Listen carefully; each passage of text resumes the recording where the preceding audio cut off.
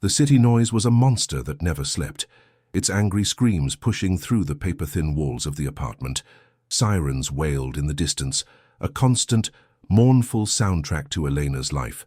But inside, the only sound was the frantic, panicked drumming of her own heart. She felt the cold sweat on her palms as she stared at the eviction notice lying on the scarred wooden table. The red ink of the final warning seemed to bleed into the cheap paper, a stark, angry wound. Her breath hitched in her throat. 30 days had evaporated like mist, and now only 24 hours remained. The air in the room was thick and stale, smelling of dust and defeat. Outside, the world kept moving, oblivious. But for Eleanor, a 42-year-old widow whose hands only knew the language of thread and needle, the world had stopped turning the day the hospital bills arrived.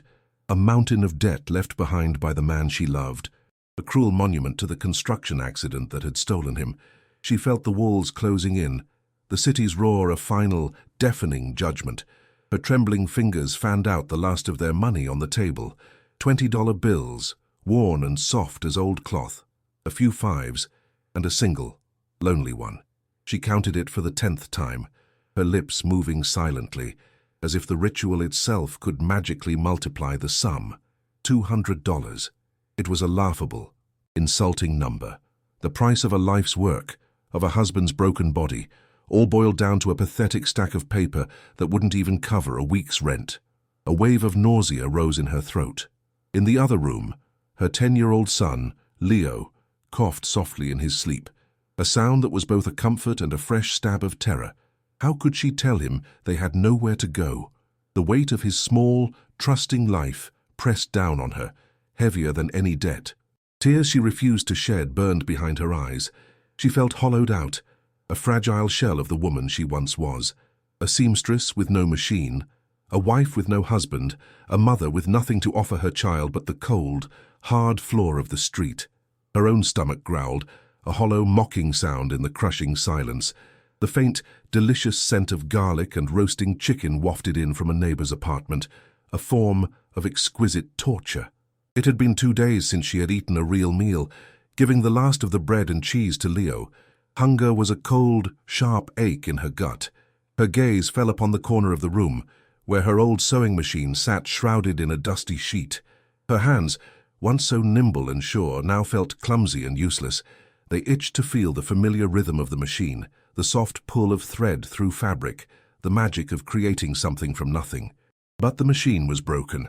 Its motor burned out weeks ago, and the $200 on the table was a choice between a futile repair and a few more meals. She felt a profound sense of shame to have a skill, a trade, a passion, and to be so utterly helpless. It was like her very identity had been stripped away, leaving her a ghost in her own life. She picked up the cold, silent telephone. Her thumb hovered over the numbers of the few friends she had, but she couldn't bring herself to press the button. She had already asked. She had already swallowed her pride and heard the same gentle, regretful apologies. Everyone was struggling.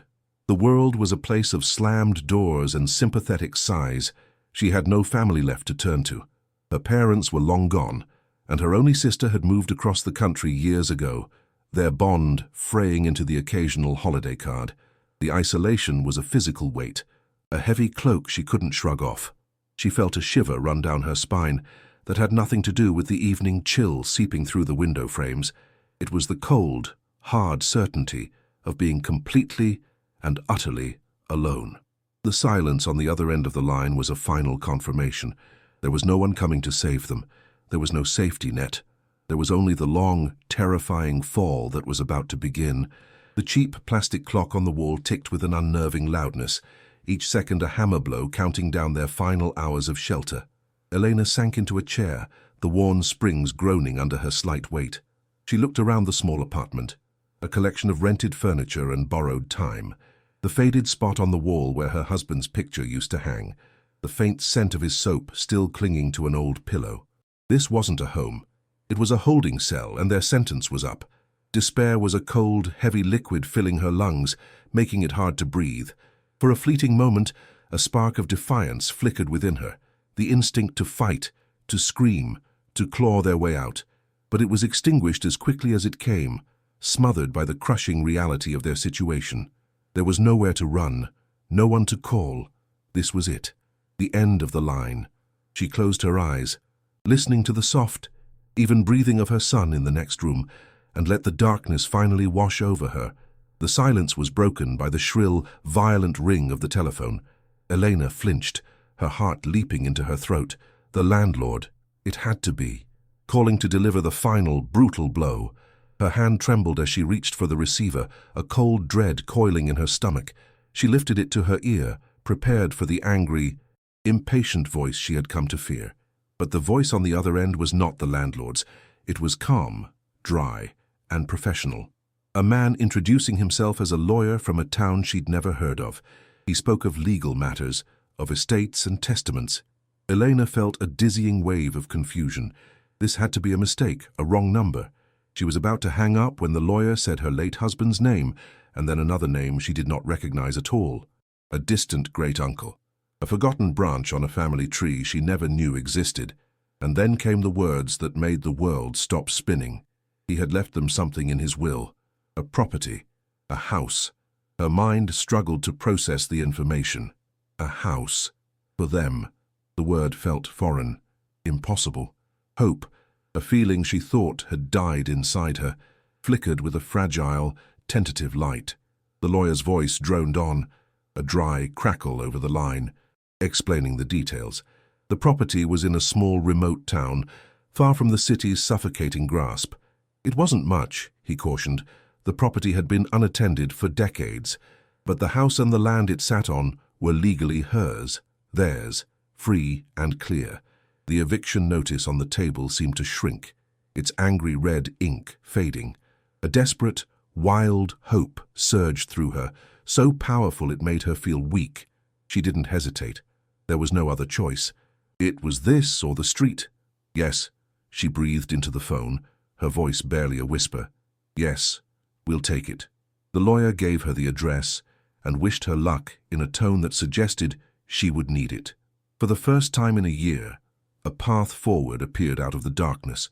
She hung up the phone, her hand still shaking, but this time it was not from fear. It was from a raw, terrified excitement.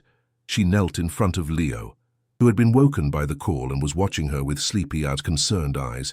She took his small hands in hers and forced a smile, trying to pour every ounce of this newfound hope into her voice. "Leo," she said, her voice cracking slightly, "we have a house, a real house in the country, with a yard to play in." His eyes, so often clouded with a quiet sadness that mirrored her own, slowly widened. A real smile, bright and unrestrained, spread across his face. It was a sight so beautiful and rare it brought a fresh wave of tears to her eyes, but these were not tears of despair. They were tears of pure, unadulterated relief. The weight of this gamble was immense, a terrifying leap into the unknown, but seeing that smile, she knew she had to take it. It was their only chance. For him. The next morning was a blur of frantic activity. They packed their meager lives into 2 battered suitcases and a single cardboard box tied with string. The dusty sewing machine, a monument to her former life, had to be left behind. There was no room and no way to carry it. Each item she packed, Leo's favorite worn teddy bear, the one remaining photograph of her husband, the threadbare blankets, was a tangible piece of their past. When they were done, the apartment felt cavernous and empty, stripped of the little life they had given it. Elena placed the key on the scarred kitchen table, a final, silent surrender. She took Leo's hand, and as they closed the door behind them for the last time, the sound of the lock clicking into place echoed with a grim finality. She did not look back. Looking back was a luxury she could no longer afford. The future, however uncertain, was all that mattered now. The bus groaned and rumbled, carrying them away from the concrete labyrinth of the city. Elena watched through the grimy window as the familiar, oppressive skyline shrank and then disappeared, replaced by sprawling suburbs that soon bled into vast, open countryside. The landscape turned to a monotonous brown, the earth scorched and cracked under a relentless sun. Leo, captivated by the novelty of the journey, pressed his small face against the cool glass, his breath fogging a little patch. He pointed out cows and lonely farmhouses, his voice filled with an excitement that both warmed and terrified her. With every mile that passed, the knot of anxiety in her stomach tightened. They were traveling further and further into a void, a place on a map she'd never seen, towards a promise made by a stranger over the phone.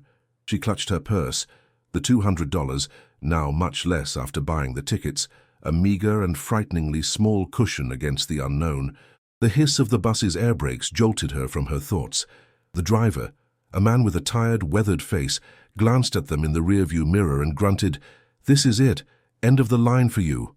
The bus door opened, revealing not a town, but a desolate crossroads baked by the afternoon heat. A single, faded signpost pointed down a cracked asphalt road. As the bus pulled away, it left them enveloped in a cloud of choking dust and a silence so profound it was almost deafening. The air was thick and still, carrying the scent of dry earth and pine. There was nothing around them but empty fields and the long, lonely road stretching toward the horizon. Elena felt a tremor of doubt. She took a deep breath, pushing the fear down. She hoisted their heaviest suitcase, the handle digging into her palm. "Come on, Leo," she said, her voice sounding small in the vast emptiness. "It's not much further now." And they began to walk. After what felt like an eternity under the punishing sun, they saw it. Or rather, they saw the cemetery first. A low, rusted wrought-iron fence emerged from a tangle of thorny bushes, enclosing a sprawling field of grey, weathered tombstones. It was huge, an unnervingly silent city of the dead that dominated the landscape, and nestled right beside it, nearly consumed by a dark cluster of overgrown trees, was the silhouette of a house. Elena's heart, which had been fluttering with anxious hope, suddenly felt like a lead weight in her chest. A cold, prickling sensation crawled up her spine. This wasn't the quaint, peaceful image she had desperately clung to. The proximity to the graveyard felt wrong, morbid.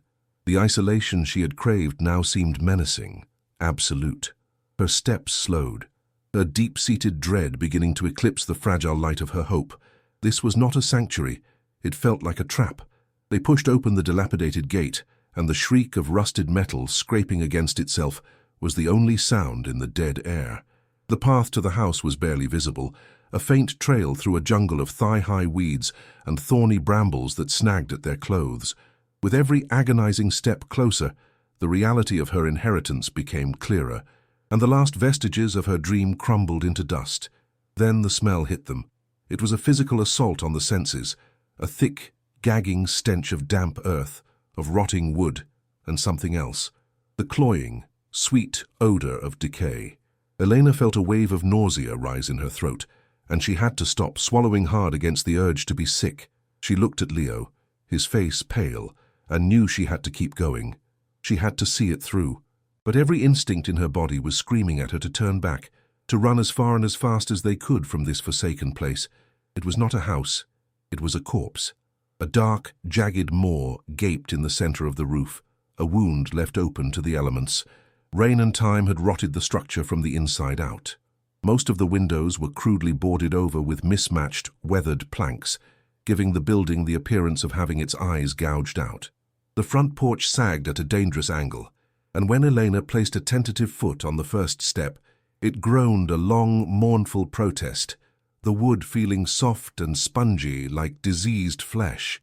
A cold sweat broke out on her forehead. This was not the simple, rustic home she had imagined. This wasn't a project that could be fixed with a little hard work and love. This was a ruin, a derelict shell that was slowly being swallowed by the earth. She felt the hollow ache of profound disappointment, a pain that was sharper and more bitter than any she had felt before. The front door hung ajar on a single, corroded hinge. With a push, it swung inward with a ghastly, drawn-out shriek, opening into a wall of oppressive darkness. Stepping inside was like entering a crypt. The air was a physical presence, frigidly cold despite the heat outside, and so heavy with the smells of mildew and rot that it felt hard to draw a full breath. It was a deep, ancient chill that seemed to seep from the very foundations of the house, a coldness that had nothing to do with the temperature. As their eyes slowly adjusted to the gloom, a faint, dry, scurrying sound echoed from deep within the walls, the sound of unseen things moving in the dark. Elena froze, every muscle in her body tensing. She instinctively pulled Leo closer. her hand protectively on his shoulder. The feeling of being an intruder, of stepping into a place where they were not wanted, was overwhelming. A weak beam of light from the hole in the roof cut through the gloom, illuminating a scene of absolute desolation. What had once been a living room was now a tomb, a sofa and 2 armchairs, their shapes ghostly under thick grey shrouds of dust and cobwebs, looked like forgotten, sleeping beasts. The webs were everywhere, hanging from the ceiling in thick, morbid drapes and stretching between pieces of furniture. A greasy film of grime coated every surface. Elena ran a trembling finger across a small table, leaving a clean, pale streak in the thick layer of filth. She felt the last ember of her hope, the tiny, precious flame she had guarded so fiercely on the long journey, finally sputter and die. It left behind only a cold, black emptiness in her chest. She had led them from one desperate situation into another, infinitely worse. A silent, choking sob caught in her throat. They moved through the suffocating rooms like spectres, their footsteps echoing in the unnatural silence. The kitchen was a horror show of rusted pipes and peeling water-damaged paint. The sink was a basin of brown stains, its faucet frozen solid with corrosion. In what must have been the bedroom, a thin, discolored mattress lay on the floor, its fabric ripped and stained, its stuffing spilling out like the dried entrails of some dead animal. There was no electricity. The wires hung from the ceiling like dead vines. There was no running water, only the dampness that seeped through the walls. They had traded their small but livable apartment for a rotting shell that offered less comfort and protection than a cave. The stark, brutal reality of their situation landed like a physical blow, knocking the air from her lungs. She had failed, utterly and completely. Leo's initial excitement had long since evaporated, replaced by a wide-eyed, silent terror. He didn't complain or cry. He simply pressed himself against Elena's side, his small hand clutching a fistful of her dress so tightly his knuckles were white. She could feel the tremors running through his small body.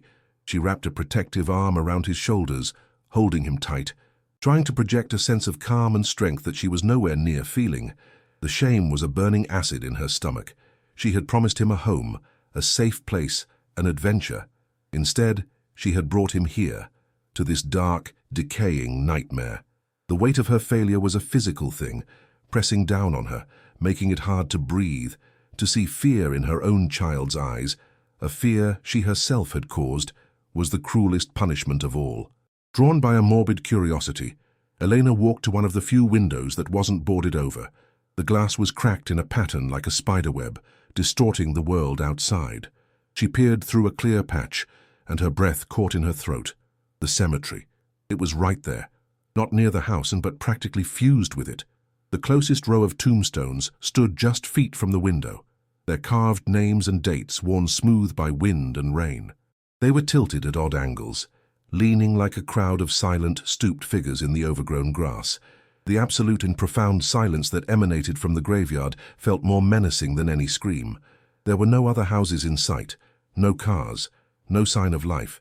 They were completely and utterly alone, their only neighbors the silent, sleeping dead. A profound loneliness, cold and sharp, settled deep in her bones. As the sun began to dip below the horizon, it cast long, grotesque shadows that stretched from the tombstones, making them look like hunched figures creeping toward the house. The temperature inside the ruin plummeted, and the damp, pervasive cold began to seep into their clothes, into their very bones. Elena stood motionless in the center of the decaying living room, holding her shivering son, and a despair darker and deeper than any she had ever known washed over her in a suffocating wave. This wasn't a false hope. It was a cruel, elaborate joke played by a merciless fate. They had used the very last of their money to travel to their own tomb. Here, in the crushing silence of a forgotten corner of the world, with the darkness gathering around them like a shroud, she felt a terrifying and unshakable certainty. They were not alone in this house. Something was watching them from the shadows. The first night in the house was a descent into a cold, dark hell. Eleanor and Leo huddled together on the filthy floor, wrapped in the 2 thin, threadbare blankets they owned.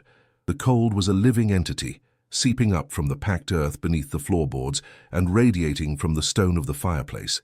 It was a damp, pervasive chill that their body heat could not fight. Outside, the silence of the cemetery was absolute, a heavy blanket of nothingness that was more terrifying than the city's constant noise. Elena listened to the house groaning and creaking around them, each sound a new threat in the oppressive dark. She held Leo tight, feeling the smallness of his body, and felt a despair so profound it was a physical ache in her chest. She had promised him a home, and she had led him into a tomb. Sleep was an impossible luxury. There was only the cold, the dark, and the suffocating weight of her failure. A low, mournful whistle of wind through the hole in the roof was their only lullaby. It was exactly 3 in the morning when the sound shattered the silence. Knock, knock, knock. It was not the frantic rapping of an urgent visitor, nor the gentle tap of a friend. Each knock was slow, heavy, and deliberate, resonating through the rotting wood of the front door and vibrating deep in Elena's bones. The sound was imbued with an impossible weight, as if struck by a fist of stone. Her heart, which had been beating a slow, miserable rhythm, instantly seized in her chest. Every muscle in her body went rigid. A primal, icy terror, unlike anything she had ever known, flooded her veins. She strained her ears, listening into the crushing silence that followed. But there was nothing. Only the sound of her own blood roaring in her ears and Leo's soft, terrified whimper beside her. Her mind screamed a single, frantic question into the darkness. Who could possibly be out there, in the middle of nowhere, at this ungodly hour? The isolation that had felt menacing now felt absolutely lethal. She lay perfectly still, her arm a rigid bar across Leo's chest, her breathing shallow and silent. Her mind raced, desperately trying to find a rational explanation. The wind. It had to be the wind.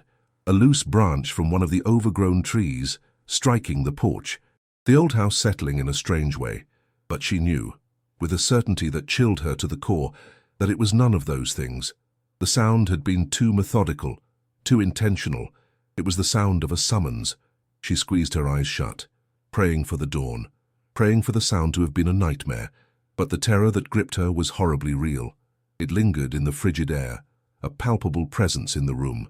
She did not dare to move, did not dare to even breathe too loudly, terrified that any sign of life from within would provoke another series of those dreadful, measured knocks. She simply waited, a prisoner in the dark, while the image of the silent tombstones just outside the window burned behind her eyelids. The second night was a near-perfect repetition of the first, a cruel and terrifying ritual. They had managed to get a small, sputtering fire going in the massive hearth. But the victory was a hollow one. The chimney was so choked with years of debris that it drew poorly, filling the room with a constant haze of acrid smoke that stung their eyes and clawed at their throats. The meager warmth was a small comfort against the suffocating smell of soot and the persistent, bone-deep cold. Exhaustion was a heavy weight on Elena's eyelids, but sleep was a distant shore she couldn't reach. She and Leo huddled close to the embers, wrapped in their blankets, listening to the wind moan through the broken roof, and then, as if summoned by some unseen, malevolent clock, it came again. 3 o'clock. The silence deepened, pregnant with anticipation. Knock, knock, knock. The same slow, heavy, deliberate blows against the front door, each one a hammer strike against Elena's already frayed nerves. This time, a flicker of anger mingled with the terror. She felt a rising wave of indignant fury. It felt like they were being toyed with, like rats in a cage being prodded by some unseen tormentor. Who was doing this, and why? Clutching a blanket around her shoulders, she crept on silent feet to the nearest boarded-up window. Her fingers, trembling, found a small crack between 2 of the weathered planks. She pressed her eye to the opening, her heart pounding a frantic rhythm against her ribs. The view was limited, a narrow slice of the moonlit yard. She could see the gnarled branches of the trees, skeletal and black against the pale sky. She could see the nearest row of tombstones, their grey forms like silent, hunched sentinels in the tall grass. But there was nothing else.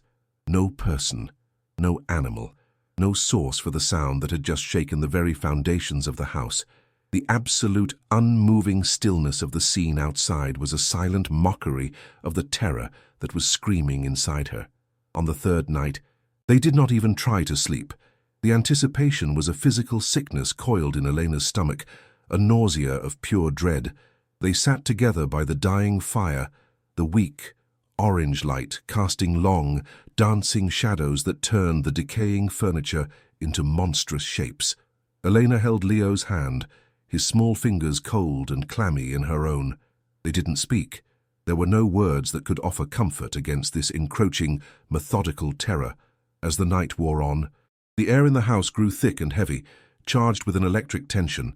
Elena felt it on her skin, a prickling sensation, as if the very atoms in the room were holding their breath. She knew, with an instinct that transcended time, that the moment was approaching. And then, piercing the profound silence, it came. Knock, knock, knock. Louder this time, it seemed, more insistent, each blow a final, undeniable demand. This time, something inside Elena snapped. The fear was still there, a cold serpent in her gut, but it was now overshadowed by a desperate, reckless need for answers, a surge of pure, unadulterated adrenaline, born from 3 days of terror and a lifetime of desperation, flooded her body. She would not huddle in the dark and wait for the 4th night. She would not let her son see her paralyzed by fear any longer. She stood up, her movements stiff but resolute. Her eyes scanned the room and fell upon the heavy iron poker resting by the fireplace, its end blackened with soot.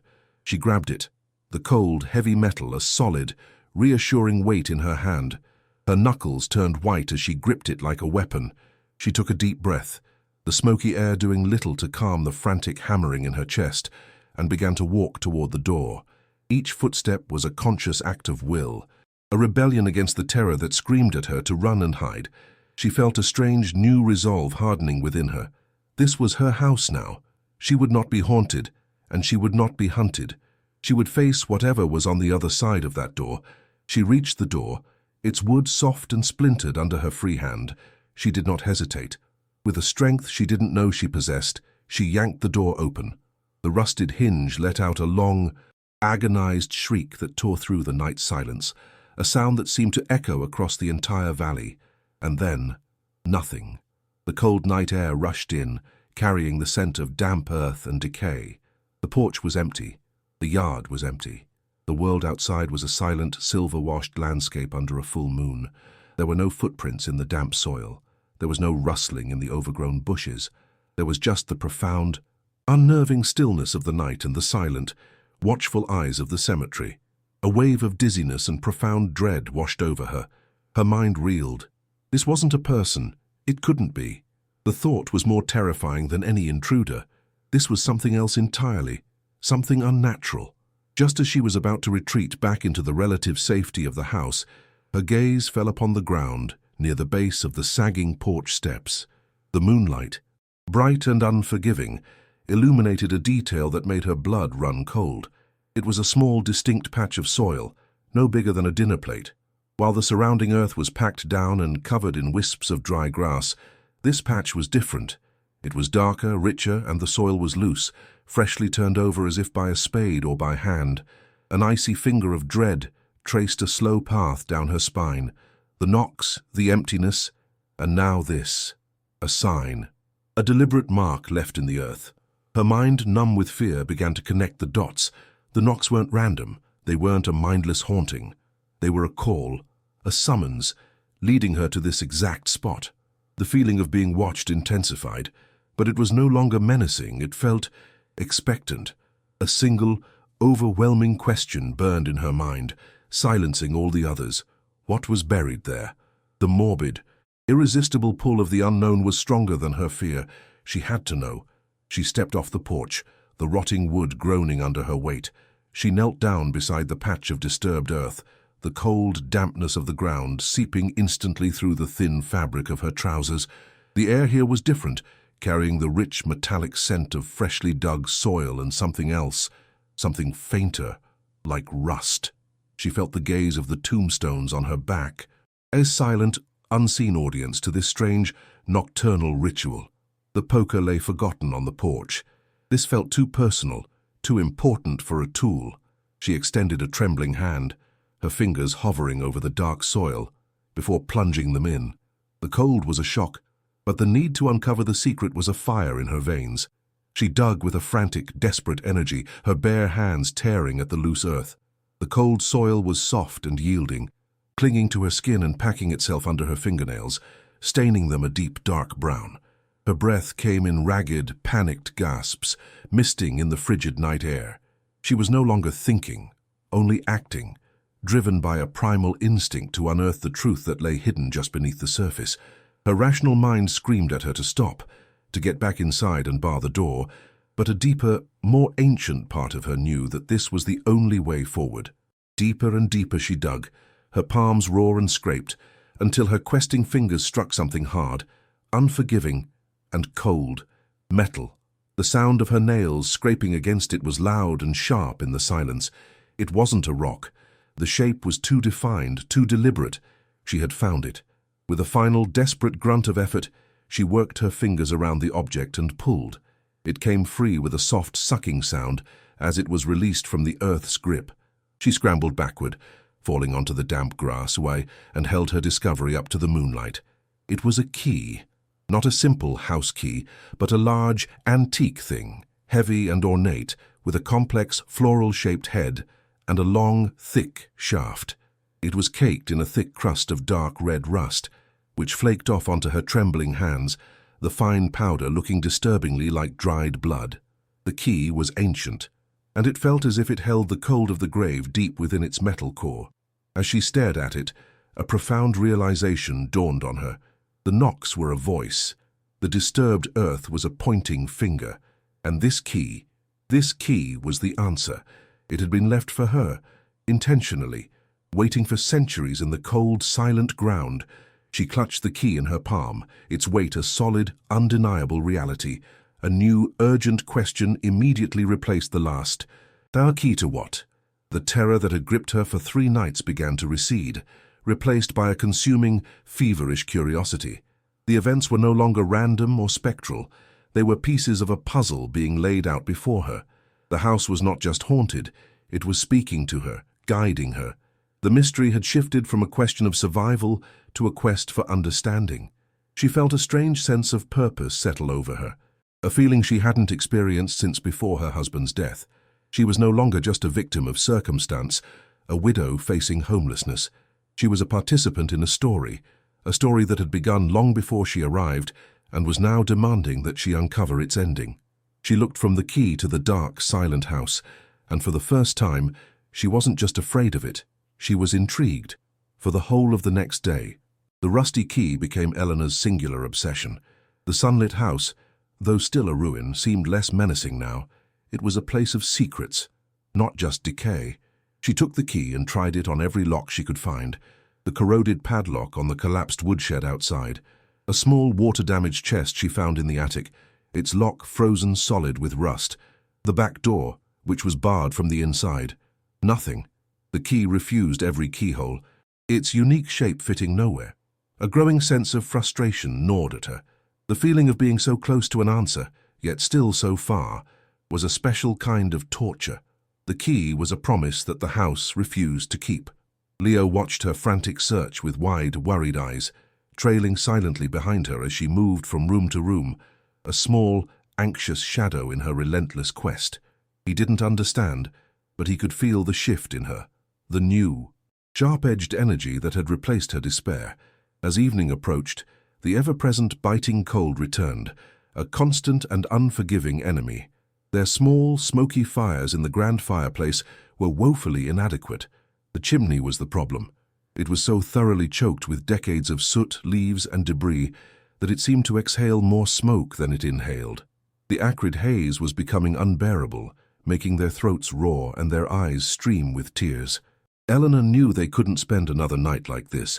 They needed a proper roaring fire to chase away the damp chill that seemed to emanate from the very walls, or they would surely fall ill. The cold was no longer just a discomfort, it was a clear and present danger to their survival, a more immediate threat than any ghost or strange noise. Fixing the chimney was now their most urgent priority, a task that felt both monumental and absolutely necessary for their continued existence in this forsaken place. Leo, ever watchful and desperate to help, decided to take matters into his own small hands. While Elena was trying to splinter a damp piece of wood for kindling, he knelt before the great black maw of the fireplace. "I can clean it, Mom," he announced with a determined look. Before she could protest, he had plunged his thin arms deep into the cold, dark opening. He began to pull out handfuls of dry, brittle leaves, twigs, and the crumbling remains of old birds' nests. Black, greasy soot coated his arms up to his elbows, but he worked with a focused intensity. Eleanor watched him, her heart twisting with a painful mixture of pride and guilt. He was so young, yet he was trying so hard to carry the burdens of their world, to be the man of the house. He shouldn't have to be clearing out 100 years of filth. He should be in a warm home, playing with toys, free from the worries that now haunted his young life. The sight of his small, determined form disappearing into the darkness of the chimney was almost more than she could bear.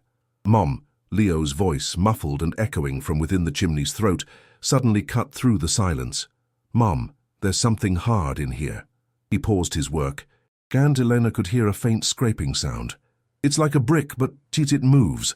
A jolt, sharp and electric, shot through Elena. Her mind, already primed for secrets and hidden things, instantly seized on his words.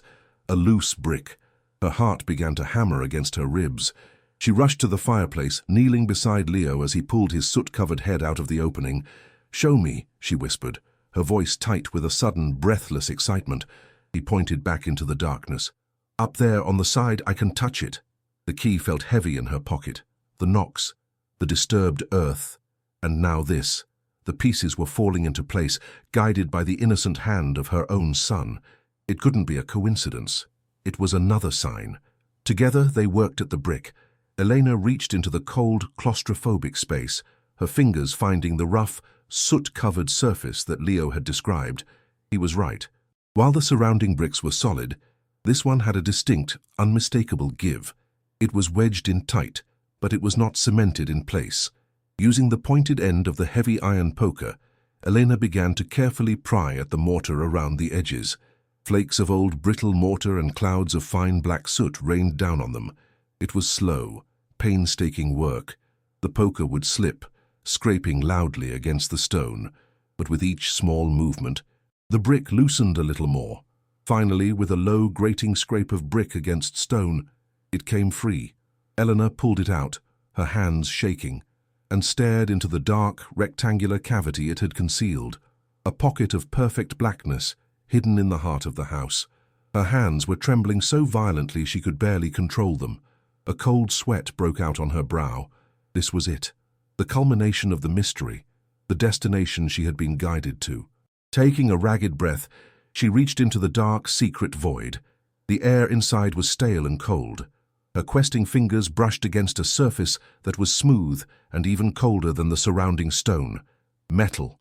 Her heart leaped into her throat. She gripped the object and pulled.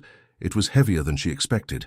A small dark metal box slid out of the cavity, landing on the hearth with a solid, definitive thud. It was covered in a thick layer of soot, which she frantically wiped away with the sleeve of her dress.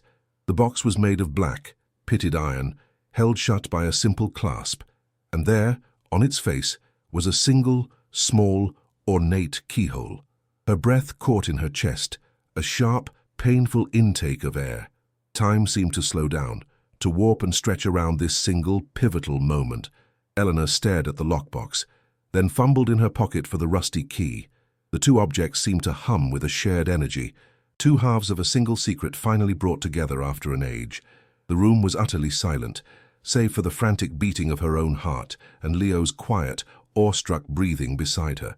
With a reverence she would normally reserve for prayer, she slowly, carefully, brought the key to the lock.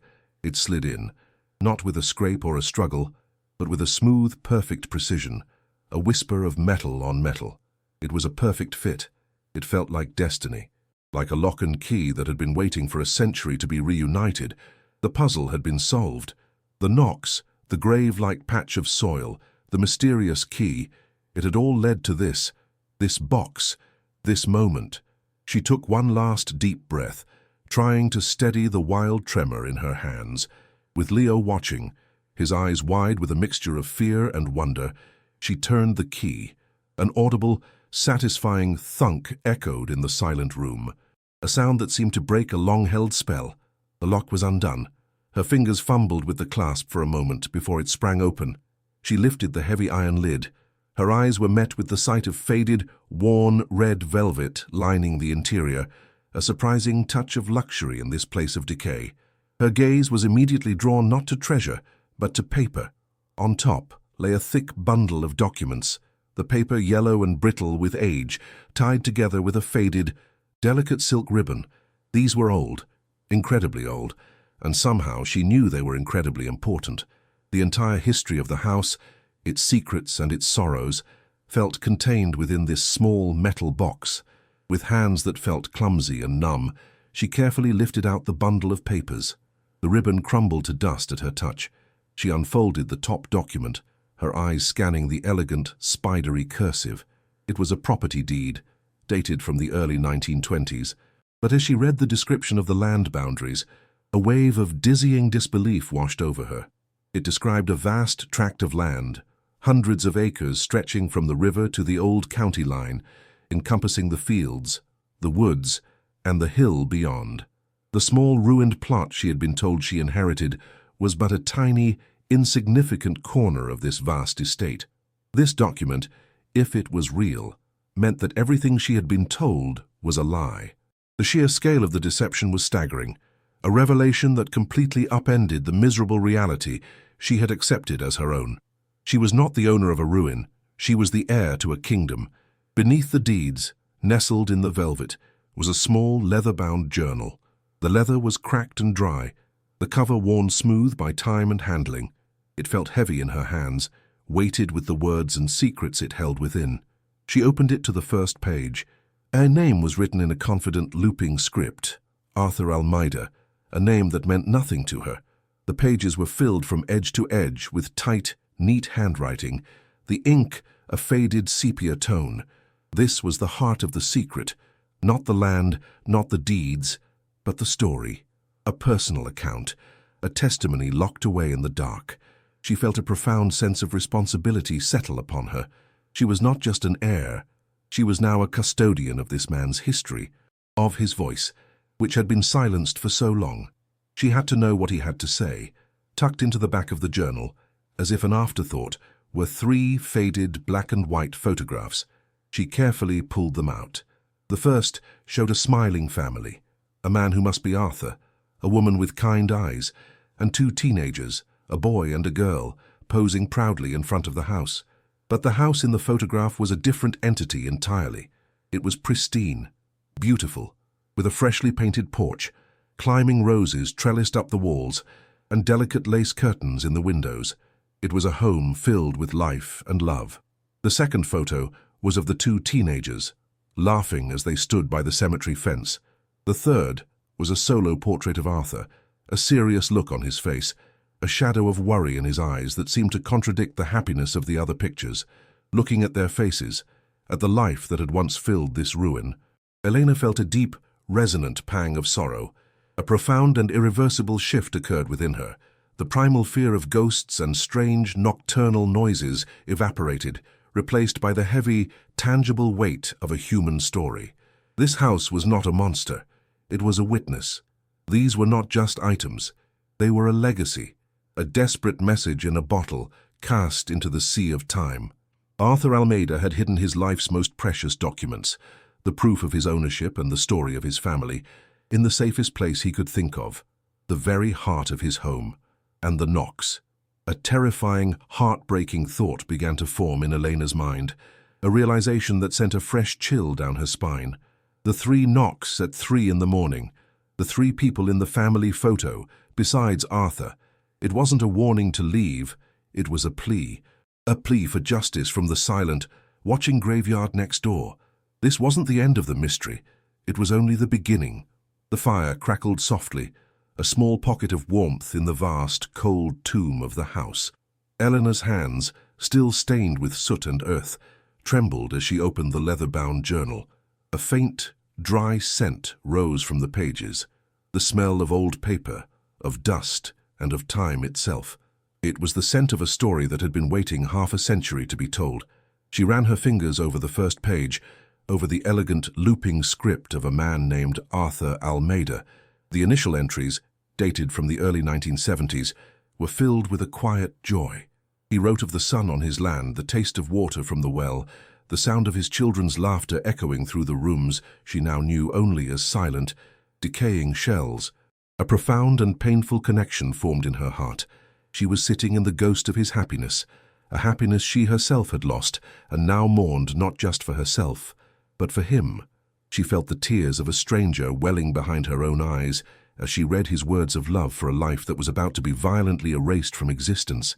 She turned the page, and the journal's tone shifted with a sickening abruptness. The ink seemed darker, the words more cramped and urgent. Arthur wrote of a changing Brazil, of the heavy silence that had fallen over the country under the military dictatorship. The Anos de Chumbo, he called them, the years of lead. He wrote of whispers in the nearby town, of neighbors who vanished in the night, of the palpable fear that hung in the air like the humidity before a storm. He described the constant presence of military jeeps on the lonely roads, their engines a low, threatening growl that promised violence.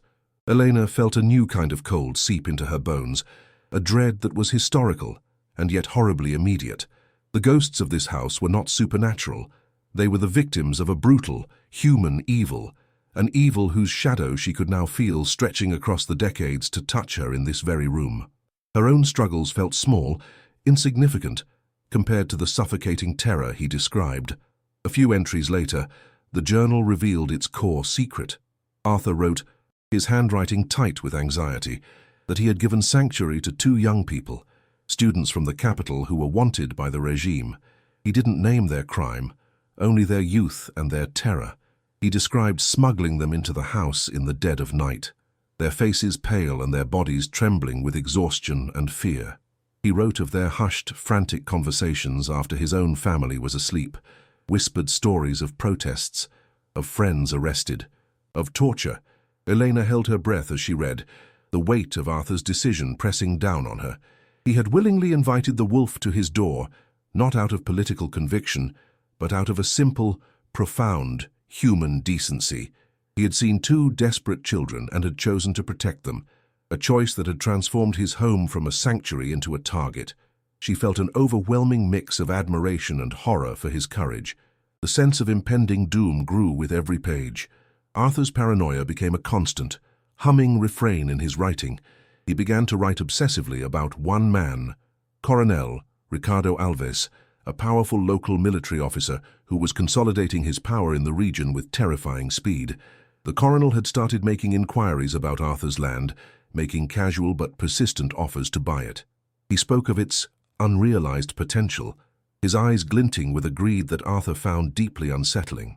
Arthur confessed his suspicion that the coronel knew the local rumors of valuable mineral deposits beneath the fields, a secret the Almeida family had guarded for generations. The name Coronel Ricardo Alves seemed to burn on the page, and Elena felt a knot of pure, cold fear tighten in her stomach. This was no longer a historical account. It was the origin story of the monster who had stolen this land. The journal then described a visit. Coronel Alves had come to the house unannounced, stepping onto the pristine porch that Elena could now only see in faded photographs.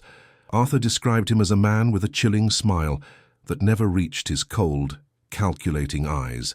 Ojos de hielo, Arthur had written, eyes of ice. The coronel had praised the house, complimented Arthur's wife on her roses, all while his gaze swept over the property, cataloguing it, claiming it.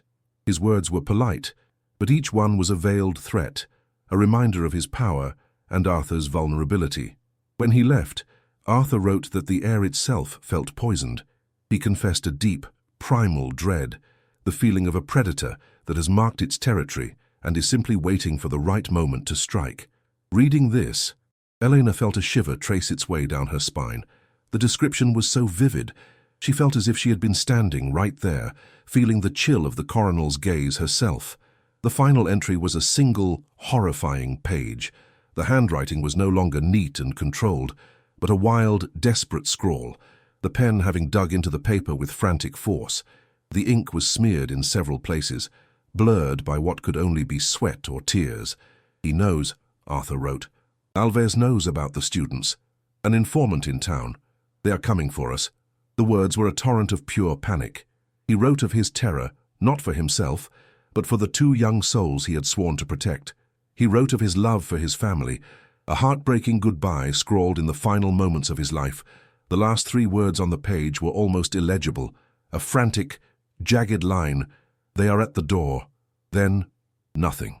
Just the silence of the empty pages that followed, a silence that screamed of murder, of a story cut brutally short. The 3 knocks she had heard were not a ghost story.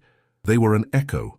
Elena's hand flew to her mouth to stifle a sob, and the journal slipped from her grasp, landing with a soft thud on the floor. A wave of violent nausea rose in her throat, and she had to grip the cold stone of the fireplace to keep from collapsing. The pieces of the puzzle slammed together in her mind with brutal, sickening clarity. Arthur Almeida, the 2 student activists, 3 people, 3 knocks, 3 unmarked graves that she now knew, with absolute certainty, were waiting in the silent, watching cemetery next door. This house was not just a ruin, it was a crime scene. The profound sadness she had felt was replaced by a churning, visceral horror. The story in the journal wasn't just paper and ink, it was blood and bone, buried just a few hundred feet from where she now stood, a silent testament to an unforgivable evil. The cold she felt was the cold of the grave. She scrambled to look at the deeds again, her mind racing. The truth was now stark and undeniable. Coronel Alves had murdered them. He had slaughtered 3 innocent people in his greedy pursuit of wealth and land. And then, using the power of his uniform and the fear of the dictatorship, he had forged documents, erased the Almeida family from history, and seized hundreds of acres of their property. But he had missed one thing. This house, the original deed, the ultimate proof of ownership, remained hidden in the chimney, a silent act of defiance from beyond the grave. This small, crumbling plot of land was the one piece of his bloody puzzle he could never fit into place. A permanent, rotting monument to his incomplete victory, and the one loose thread that could unravel his entire empire. She was not just holding a deed, she was holding a weapon. The thought had barely formed in her mind when the silence of the night was torn apart by the sudden, aggressive roar of a powerful engine. Bright, piercing headlights sliced through the gaps in the boarded-up windows, sweeping across the room in a disorienting flash, throwing the decaying furniture into monstrous relief. Elena's heart hammered against her ribs, a frantic bird trapped in a cage. A car door slammed shut outside, the sound sharp and final like a gunshot. Then came the sound of heavy footsteps, crunching on the gravel and dry leaves of the path. They were slow, deliberate, and confident. These were not the steps of someone trying to be stealthy. They were the steps of someone who owned the very ground they walked on. Someone who had come to claim what they believed was theirs and to crush anything that stood in their way. They were coming for her. A jolt of pure adrenaline shot through Elena's veins, momentarily silencing her fear. She moved with a speed born of pure instinct. She snatched the journal and the deeds from the floor, her fingers clumsy with haste, and shoved them back into the dark metal box. She slid the box far under the thin, filthy mattress, praying it was hidden enough. Then she rushed to Leo, who was frozen with terror, his eyes wide and fixed on the door. She pulled him behind her, trying to shield his small body with her own. "Shh, Leo, stay right behind me and don't make a sound," she whispered, her voice a strained, tight rasp.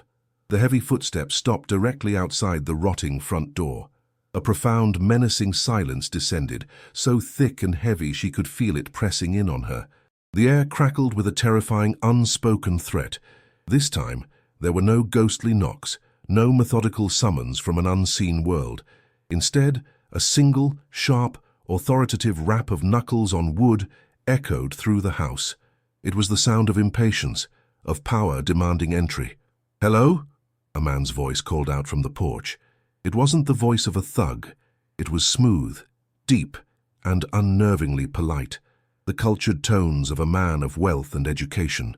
But beneath the polished veneer, Eleanor heard the unmistakable sound of cold, hard steel. It was the voice of a man who had never been told no, the voice of a predator who enjoyed playing with his food before he devoured it. Her blood turned to ice in her veins. She didn't need to see his face. She knew, with a terrifying, soul-deep certainty, exactly who was standing on the other side of her door. The past had come to call. She took a shaky breath, forcing a mask of fragile composure over her terror. She had to face him. Hiding was not an option.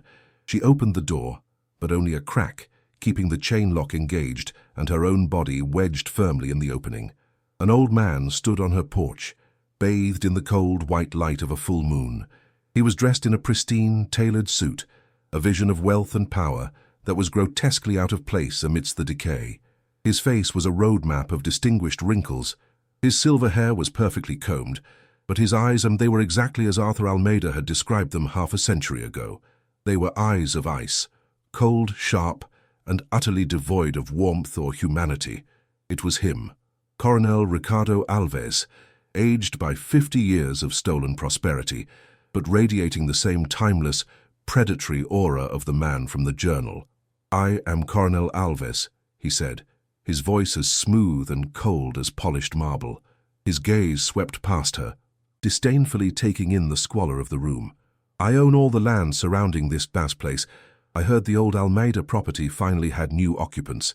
He offered a smile, but it was a thin, reptilian stretching of his lips that held no warmth. It was a predator's smile. "As you can see, the house is in a sorry state, a ruin. I would be willing to relieve you of the burden." He paused, his eyes locking onto hers. "For a small sum, of course, a charitable gesture, to help you and your boy get back on your feet." He named a price, a pittance, an amount so insulting it was a clear demonstration of how little he valued her life. It was not an offer. It was a command disguised as a choice, the final dismissal of a ghost he thought he had buried long ago. Elena's hand, hidden behind the door, was clenched so tightly her fingernails dug into her palm. She felt the phantom weight of the iron box under the mattress, the ghosts of Arthur and the two students screaming in her mind. Her throat was dry, her voice a fragile thing, but she knew she could not accept. To take his money would be to spit on their graves. I appreciate the offer, Coronel," she managed to stammer, the formal title tasting like ash in her mouth. "But I need some time to think about it." The Coronel's thin smile vanished in an instant. The mask of civility dropped away, revealing the raw, cold brutality beneath. His eyes narrowed, the ice within them hardening into sharp, lethal points.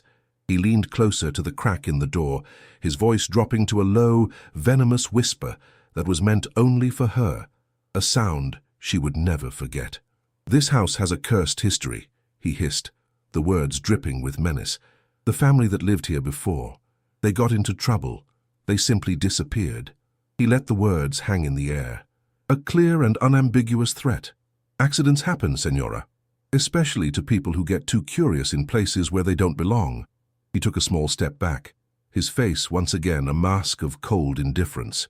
"Those knocks you've been hearing at night, that was a courtesy from my men. A warning to frighten you away. I suggest you take it." He looked from her face to the darkness behind her where Leo was hiding, a final, unspoken threat against her son. He was telling her that he knew everything. He knew she was alone, he knew she was desperate, and he knew he could crush her without a second thought, just as he had crushed the others. His threat hung in the frigid air between them, a formal declaration of war. He had just confessed to tormenting her, to trying to drive her from her own home. He saw her as nothing more than a final, irritating obstacle. He turned and walked away without another word, his confident footsteps crunching on the gravel as he returned to his expensive car, leaving Elena trembling in the doorway. But it was no longer just the trembling of fear. It was the trembling of a terrifying, righteous rage. Her choice was no longer about a dilapidated house or a small sum of money. It was about justice for 3 stolen lives and survival for the 2 that remained. What would you do in her place?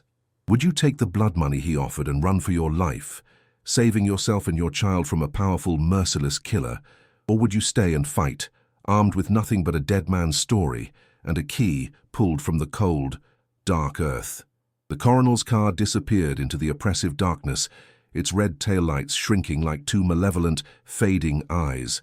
Eleanor was left alone on the rotting porch, the man's venomous words echoing in the frigid night air. The cold had a new quality now. It was no longer just the absence of heat, but the presence of a mortal threat. Accidents happen. The phrase coiled around her heart, squeezing the air from her lungs. She felt a profound and terrifying clarity. This wasn't a haunting, it was a hunt. She was the prey, and the predator had just shown his face, his eyes of ice promising a violence that transcended time. The rage that had flickered within her now erupted into a roaring inferno, burning away the last vestiges of her fear. It was a cold, hard fury, a mother's protective instinct fused with a righteous indignation for the dead. She would not be an accident. She would not disappear. She was no longer a victim. She was a witness, and the weight of the metal box hidden under her mattress felt like the weight of a loaded gun. She stumbled back inside, the door groaning shut behind her, plunging the room into near-total darkness again. The fire had dwindled to a handful of glowing, pulsating embers, their weak orange light barely enough to see by. She felt her way to the mattress and retrieved the iron box, clutching it to her chest like a shield. Its cold, hard edges were a comfort, a tangible link to the truth. She sank to the floor, her back against the cold stone of the fireplace, the box a heavy weight in her lap. Her mind was a maelstrom of terror and resolve. The coronel's men had been the ones knocking, a cruel psychological game to drive her out. But something deeper, something more ancient, had led her to the key. She felt it with a certainty that defied logic. The house itself, the land, the very earth, was crying out for justice, and it had chosen her as its instrument.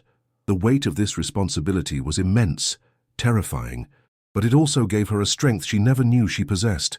She looked at Leo, sleeping fitfully, and knew she could not fight this battle alone. Her gaze drifted toward the cracked window, the one that looked out onto the silent city of the dead. Beyond the first row of tilted tombstones, almost hidden in a dark grove of ancient, gnarled trees, she saw it, a single, tiny point of light. It was a warm, yellow glow, faint and flickering, starkly different from the cold, jade, sterile silver of the moonlight. A lamp, a candle. It was a sign of life, the first she had seen in this desolate place. A small shack, almost invisible during the day, was nestled right at the edge of the cemetery grounds. The caretaker's cottage. She had seen a wisp of smoke rising from its chimney once or twice, but had been too consumed by her own misery to give it a second thought. Now that tiny, flickering light was a beacon in an ocean of darkness. It was a desperate, long-shot gamble, but it was the only one she had. The coronel owned the town, but perhaps he did not own the man who lived among the dead. Hope, fragile and terrified, began to stir in her chest once more. She gently shook Leo awake, her hand over his mouth to stifle any cry. "Leo, listen to me," she whispered, her voice urgent and low. "We have to go somewhere. Right now. You need to be very quiet and very brave." His eyes were wide with sleep and fear, but he nodded, his trust in her absolute. She helped him into his thin jacket, her own fingers fumbling with the buttons, her hands still trembling.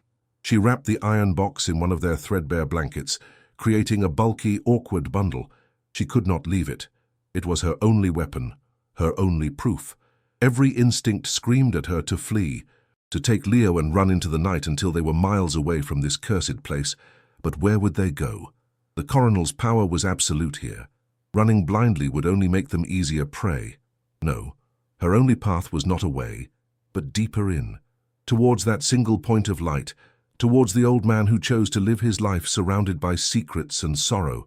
She had to believe he was the keeper of more than just graves. Leaving the house was like escaping a tomb. Eleanor pushed open the rickety back door, which led into a small, overgrown utility yard. The air outside was bitingly cold and smelled of damp earth and pine needles. The moonlight was a treacherous ally, casting long, inky shadows that could hide anything. Every rustle of leaves, every snap of a twig underfoot, sent a fresh jolt of terror through her. She held Leo's hand in a grip of iron, the bundled metal box tucked awkwardly under her other arm. They moved slowly, cautiously, skirting the edge of the property and slipping through a broken section of the wrought iron fence that separated her land from the cemetery. Stepping onto the hallowed ground felt like crossing a threshold into another world. The air here was different, stiller, heavier. The silence was absolute, a profound and sacred quiet that felt both peaceful and deeply unnerving. The rows of tombstones stretched before them, a silent, grey army of witnesses. They moved through the graveyard like ghosts, weaving between the leaning, weathered stones. Elena's heart pounded a frantic rhythm against her ribs. She felt as though 1,000 unseen eyes were watching their desperate, nocturnal journey. The names on the tombstones were a blur, worn away by a century of rain and wind. She imagined Arthur and his family resting somewhere among them, their stories lost, their graves unmarked. The thought fueled her resolve, pushing her forward through the tall, wet grass that soaked the cuffs of her trousers. The light from the shack grew brighter, closer. It was a small, dilapidated structure, little more than a single room, with a crooked stone chimney and a sagging porch. It looked almost as ancient as the graves it guarded. An old, scruffy dog, awakened by their approach, let out a low, questioning growl from the porch, but it did not bark. A moment later, the shack's door creaked open, and a figure was silhouetted against the warm yellow light from within. An old man stood in the doorway, holding a flickering kerosene lamp that cast deep, dancing shadows across a face as wrinkled and weathered as ancient tree bark. He was stooped with age, his back a permanent curve, but his eyes, even in the dim light, were sharp and alert. They were not the eyes of a feeble old man. They were the eyes of someone who had seen too much and forgotten nothing. He held the lamp high, its light illuminating Elena's pale, terrified face and Leo, who was hiding behind her legs. "You're the new one," he said, his voice a low, gravelly rasp, like stones tumbling in a dry riverbed. It was not a question. The house is not a place for children. Not at night. He didn't seem surprised or alarmed to see them, more like he had been expecting a visitor sooner or later. His gaze fell to the bulky bundle in her arms, and a flicker of something, recognition perhaps, passed through his sharp eyes before he gestured them inside with a slight nod of his head. The inside of the shack was a single, cluttered room, but it was warm and dry. A small, efficient wood stove in the corner radiated a comforting heat that was a world away from the damp, seeping cold of the house. The air smelled of wood smoke, old books, and brewing coffee. Every surface was covered with something: stacks of yellowed newspapers, carefully repaired tools, chipped mugs, and dozens of small, hand-carved wooden birds. It was the space of a man who had lived a long, solitary life, a life measured in seasons and stories, not in minutes and hours. The old man introduced himself simply as Joachim. He gestured for them to sit at a small, sturdy wooden table, and without a word he poured 2 cups of thickest black coffee and a mug of warm milk for Leo. The simple act of kindness, the warmth of the mug in her frozen hands, was so overwhelming that Elena felt her composure begin to crumble. A single, hot tear escaped her eye and traced a clean path through the grime on her cheek. Joachim sat down opposite her, his sharp eyes never leaving her face. He waited, his silence patient and unnerving. He was a man accustomed to waiting, a man who understood the language of silence better than the language of words. Elena's own story, her fear and desperation, felt inadequate, flimsy, in the face of his ancient calm. After a long moment, she found her voice, a strained, trembling whisper. "There are things happening," she began, the words feeling foolishly vague. "In the house. Noises. A man came to see me tonight." "A coronel." She saw a flicker in his eyes at the title, a momentary hardening of his expression that confirmed her deepest fears. He knew everything. Taking a deep, shuddering breath, she unwrapped the blanket and placed the iron box on the table between them. The sound of the metal against the wood was loud and final in the small, quiet room. "I found this," she said, her voice growing stronger, "hidden in the fireplace. I think it tells the story of what happened there." Joachim stared at the box for a long, silent moment, his gnarled, arthritic fingers tracing the rusted edges. His face was an unreadable mask of deep-set wrinkles and sorrow. It was as if he were greeting an old, long-lost friend, a friend who brought with him only pain and bad memories. He looked up at her, his gaze piercing, and gave a slow, deliberate nod. "Arthur Almeida," he rasped, the name a ghost on his lips. He was a good man who lived in a bad time. His voice was heavy with a grief that was still raw after half a century. Without asking for permission, he reached for the box. His hands, though gnarled, were surprisingly steady as he lifted the lid and carefully took out the leather-bound journal. He handled it with a reverence that spoke of a deep, personal connection, a shared history that was far more intimate than she could have imagined. He didn't need to read it.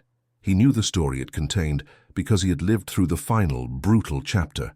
The air in the small shack grew heavy with unspoken tragedy. He opened the journal, his finger tracing the faded script on the page.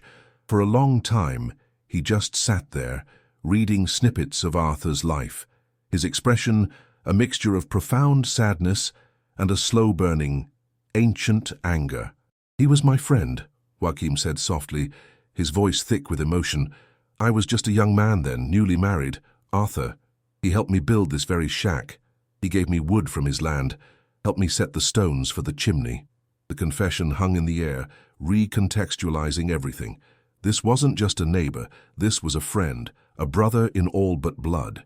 Joachim's connection to the tragedy was not that of a passive observer, but of someone who had lost a piece of his own life that terrible night. Elena felt a wave of empathy for the old man, for the quiet, solitary grief he had carried alone for 50 long years. The ghosts of the past were not just in her house, they were sitting right here at this table, etched into the sorrowful lines of this old man's face. Joachim finally closed the journal, his hand resting on the worn leather cover as if to soothe a painful wound. He looked Elena straight in the eye, and his own eyes were glistening with unshed tears. "I was there," he whispered, the words a raw, painful confession that had clearly been locked away for decades. "The night it happened. I saw the lights of the coronel's jeep coming up the road. I knew Arthur was hiding those students. Everyone in town who wasn't a coward or a fool knew the coronel wanted that land. I was afraid, so I hid. I watched from the trees, like a coward." The self-loathing in his voice was a palpable thing, a heavy cloak of guilt he had worn for a lifetime. He described the scene in short, brutal sentences, the sound of shouting, the single sharp crack of a gunshot that echoed through the valley, followed by 2 more, and then a terrifying, final silence that was worse than any scream. He had been the sole witness to a massacre, his silence bought with his own terror. His voice dropped even lower, becoming a conspiratorial, horrified whisper. "I stayed hidden, trembling in the dark, for hours. Then I saw them. The coronel himself, standing on the porch, smoking a cigarette, watching his men work under the headlights of the jeep. The image he painted was chilling in its casual brutality. A man overseeing a business transaction, not a triple homicide. They carried three bundles from the house. They used my shovel, the one Arthur had given me, which I'd left by the fence. They dug for what felt like an eternity, right here, in the cemetery." He gestured vaguely with a trembling hand toward the window, toward the dark, silent field of graves. They didn't dig one grave. They dug 3 separate, far apart from each other, hidden among the old, forgotten plots, where no one would ever think to look. He had watched them bury his friend, his silence a heavy stone in his throat, his fear a prison from which he had never truly escaped. Eleanor felt the air leave her lungs, a sharp, painful gasp. The truth was more horrific than she had ever imagined. 3 separate, unmarked graves, scattered, hidden, lost. "Where?" she breathed, the word barely audible. "Where are they?" Joachim closed his eyes, his face a mask of pain. It was as if he were seeing the scene replay behind his eyelids. "I know the spot," he said, his voice a low, mournful rumble. "Every day, for 50 years, I have tended those spots. I pull the weeds. I place a wildflower there when they bloom in the spring. No one else knows. To everyone else, they are just empty patches of earth. But I know. I have kept their vigil." He had not been a coward. He had been a guardian, a secret keeper. For half a century, he had stood as the solitary sentinel for 3 lost souls, his quiet, daily acts of remembrance, a silent, desperate prayer for a justice he never thought would come. The weight of his lonely 50-year vigil was a staggering revelation. "And the knocks," Elena said, her mind racing, connecting the final piece of the puzzle. "The 3 knocks at my door, at 3 in the morning." Joachim opened his eyes and gave her a sad, knowing smile. "That is not the coronel, Senora. His men are clumsy and loud. They want to scare you. The knocks, that is the old story, a local legend. They say it is the 3 souls, knocking for justice, knocking to be found, knocking to have their names spoken again." The supernatural and the real had become inextricably intertwined. The legend was born from a real tragedy, a folk memory of a crime that everyone was too afraid to acknowledge openly. The house wasn't just haunted by a memory. It was imbued with a purpose. The knocks were a plea, an echo of the final, desperate moments of 3 lives, a call that had been sounding in the darkness for 50 years, waiting for someone brave enough, or perhaps desperate enough, to finally answer. And she had answered. Suddenly, a new sound cut through the night, a sound that did not belong to the cemetery's ancient silence. It was the low, aggressive rumble of an engine, the same engine she had heard earlier, growing steadily louder. Joachim's head snapped up, his body going rigid, his eyes wide with a familiar 50-year-old terror. "He's back," he whispered, his voice trembling. "You rejected his offer. He knows you won't run." The sound of the vehicle stopped, not at the house, but further down the road, near the main entrance to the cemetery. A car door slammed, then another. The sound of multiple heavy footsteps began crunching on the gravel path, moving with a grim, unhurried purpose. They weren't coming for a conversation. They were coming to end this, once and for all. Elena's blood ran cold. The coroner was done playing games. The time for veiled threats was over. The final, brutal act had begun. Joachim scrambled to his feet with an agility that belied his 90 years. He rushed to the single window and peered through a crack in the wooden shutter. "2 of them," he hissed, his voice tight with panic. "They are not going to the house. They are coming here." Eleanor's heart hammered against her ribs. He knew. The coroner must have seen the light in Joachim's window, must have guessed she would seek out the one person in the valley not under his thumb. They were trapped. The small, warm shack no longer felt like a sanctuary. It felt like a coffin. She pulled Leo behind her, her body a fragile shield. The footsteps grew louder, closer. Crunch, crunch, crunch. Each step was a hammer blow, counting down the final seconds of their lives. She clutched the iron box, its weight both a burden and a symbol of her defiance. She would not let them have it. She would die with this truth in her hands. But then, the footsteps passed the shack. They didn't slow, they didn't stop. They continued on, their rhythm steady and menacing, moving through the graveyard, heading directly for the house. A wave of confusion washed over Eleanor, quickly followed by a new, dawning horror. Joachim watched them go, his brow furrowed. "They are not coming for us," he breathed, a note of disbelief in his voice. "They are going to the house." And then his eyes widened in sudden, terrible understanding. "The evidence?" he choked out, looking at the box in her hands. "He doesn't know you have it. He thinks it's still in the house. He's not just coming to kill you. He's coming to erase the crime itself." The plan was diabolically simple. Burn the house to the ground, and with it the journal, the deeds, and anyone who might know of their existence. The fire would consume the truth, leaving behind only ashes and another tragic accident. A new sound reached them, the distinct metallic clank of heavy cans being set down on the ground, followed by the unscrewing of caps. And then a smell, a sharp chemical stench that cut through the clean, cold night air, a smell that made Elena's stomach clench with a primal dread. Gasoline. The smell of it was acrid and overpowering, a promise of imminent, fiery destruction. They were dousing the house, soaking the old, dry wood of the porch, splashing it against the boarded-up windows. She could almost hear the liquid glugging from the cans, a sound of death being poured out onto the earth. They were going to burn it all, burn her home, burn Arthur's story, burn her and Leo inside if they had been there. The sheer, cold-blooded ruthlessness of it was staggering.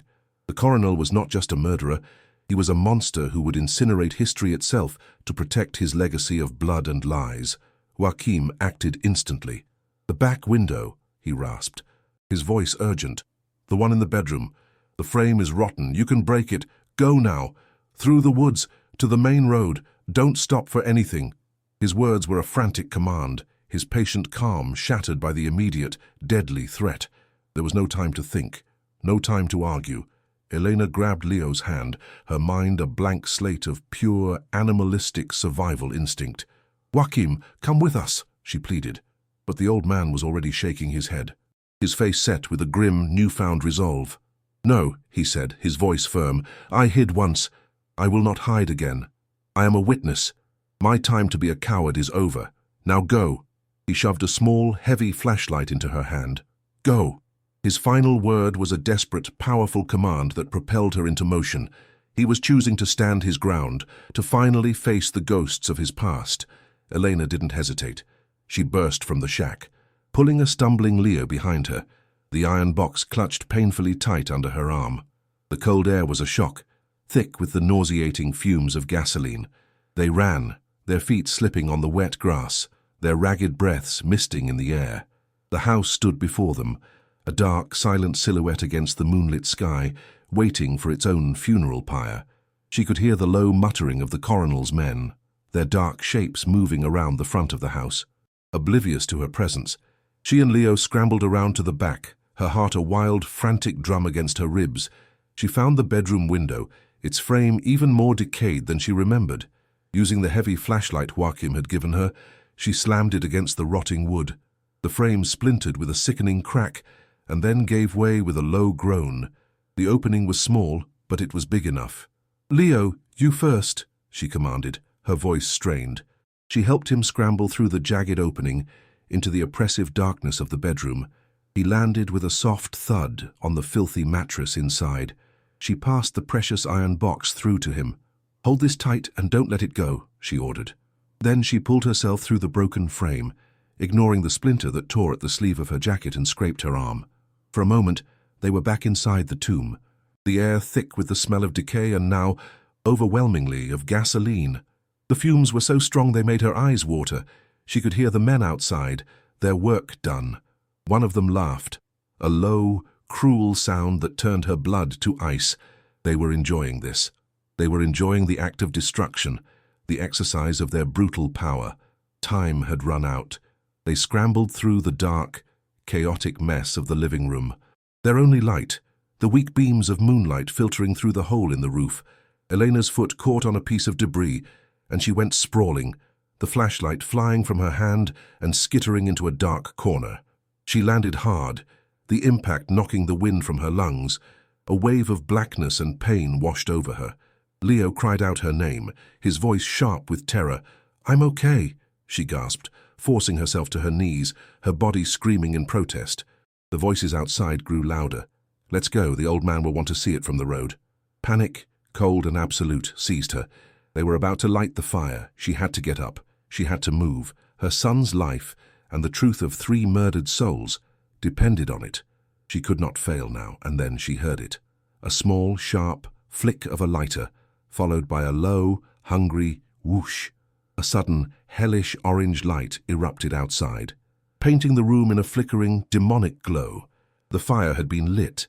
The sound was terrifying, a deep, predatory roar as the flames greedily consumed the gasoline-soaked porch.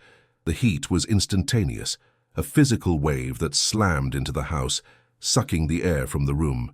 The smell of burning wood and paint filled her nostrils, a thick, choking stench. The entire front of the house was now a wall of fire, the flames climbing the walls with terrifying speed, their light casting long, dancing, monstrous shadows inside. The house groaned, a final, agonized death rattle, as the inferno began to devour it. They were trapped inside a tinderbox that was about to become an inferno. Elena scrambled to her feet, grabbing Leo and the box. The back door. It was their only way out. She dragged him toward the rear of the house, away from the roaring heat. The smoke was already becoming thick, a grey, acrid cloud that stung their eyes and clawed at their throats. They burst out the back door, just as a section of the front porch collapsed with a deafening crash, sending a shower of sparks and embers high into the night sky. The heat at their backs was intense, a scorching beast chasing them. They didn't look back. They plunged into the darkness of the woods behind the house, the branches of unseen trees tearing at their clothes and faces. The forest floor was a treacherous landscape of roots and rocks, and they stumbled and fell, only to pull each other back up and keep running, fueled by pure, unthinking terror. Behind them, the fire roared, a monstrous, triumphant beast, its light turning the night sky a sickening bloody orange. They ran blindly, their lungs burning, their legs aching. The sounds of the fire were horrific, the crackle and pop of consuming flames, the shattering of glass as the windows exploded from the heat, the deep, groaning agony of the house as its very bones were turned to ash. The light from the blaze was so bright it illuminated the woods around them, making it feel as if they were running through a hellish flickering twilight. Elena risked a single fleeting glance over her shoulder. The house was now a complete inferno, a roaring pillar of flame reaching for the sky, a funeral pyre for a family, and a story that she had almost let be erased. The sight was both terrifying and strangely beautiful, a terrible baptism by fire. The old house, the place of her despair and her salvation, was being violently purified, its ghosts finally released in a storm of smoke and flame. They had escaped, but they had lost their only shelter. They finally stumbled out of the woods and onto the cold, hard asphalt of the main road. They were gasping for breath, covered in soot and scratches, their clothes torn. The fire was a distant, roaring glow behind the trees. They were exposed now, vulnerable under the vast, uncaring sky.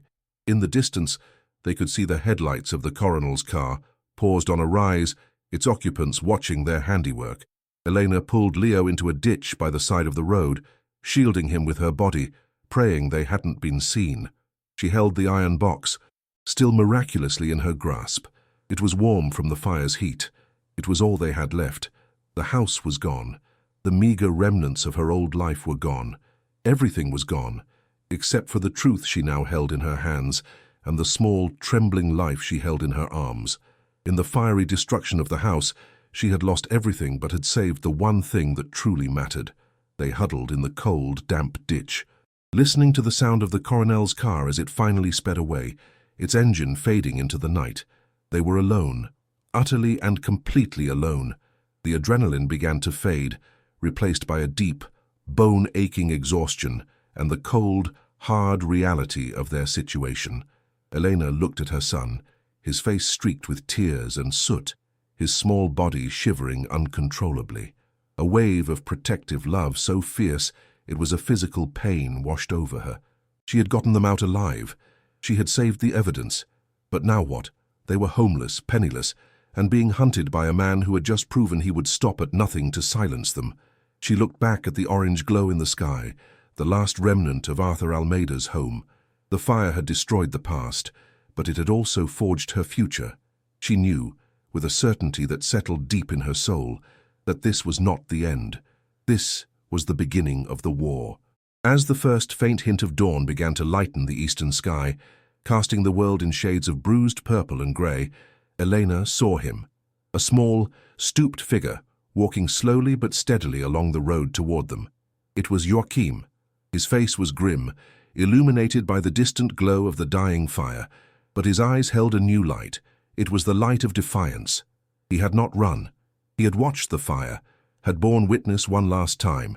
He carried an old, heavy-looking rotary telephone in his arms, its long cord wrapped around the base. He stopped when he reached them, looking down at Elena and Leo huddled in the ditch. He said nothing about the fire, nothing about their escape. He simply held out the telephone. "There is a lawyer," he said, his voice raspy but clear and strong. "In the capital, a man who unearths the ghosts of the dictatorship. I have his number. It is time to make the call." The old rotary phone felt impossibly heavy in Elena's hands, a relic from a forgotten world.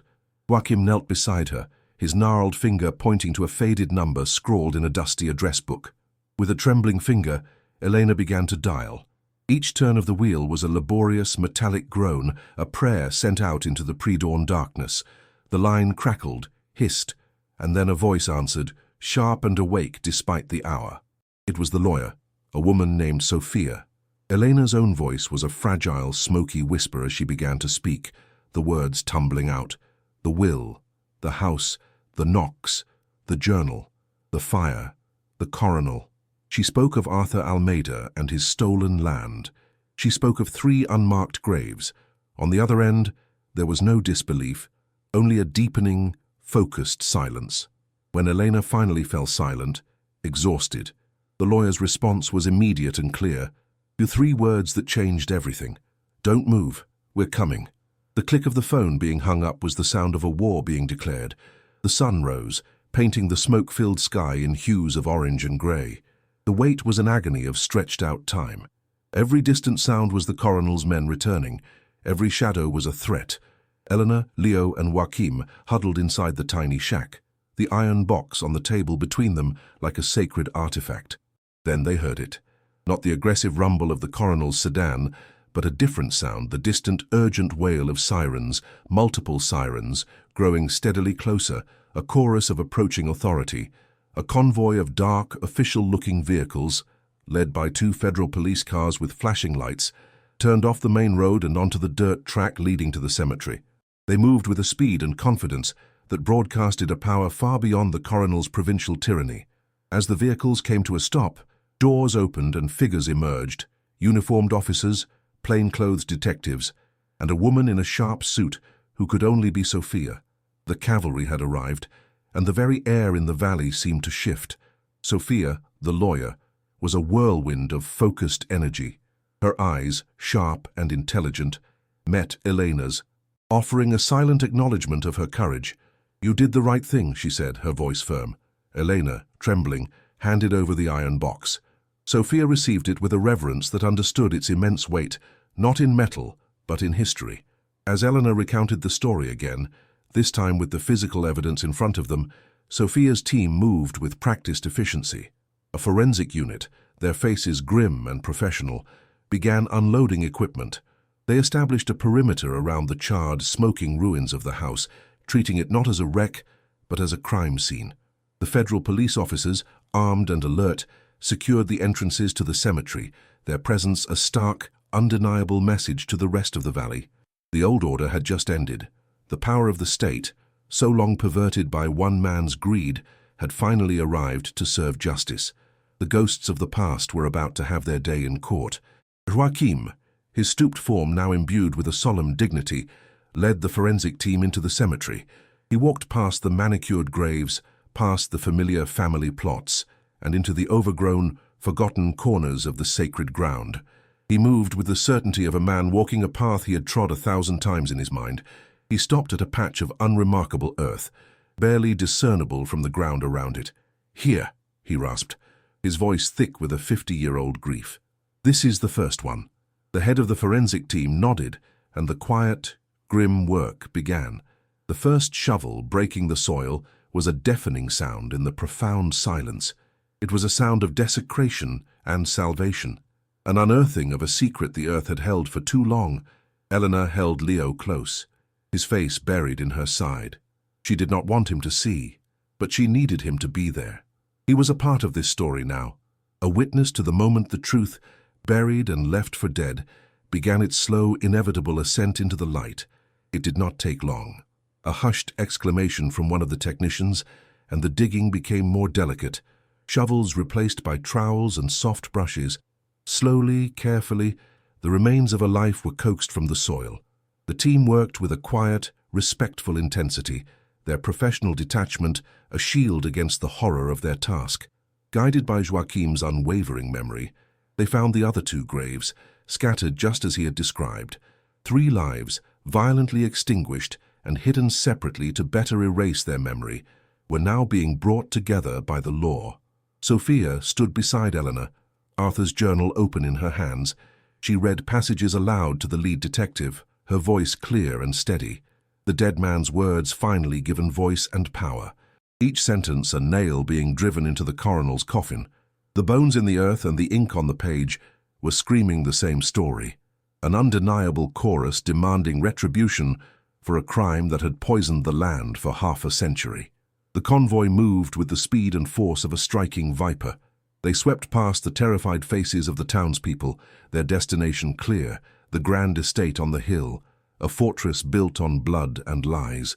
Coronel Ricardo Alves was in his vast mahogany-paneled library, a glass of expensive brandy in his hand, when the doors burst open.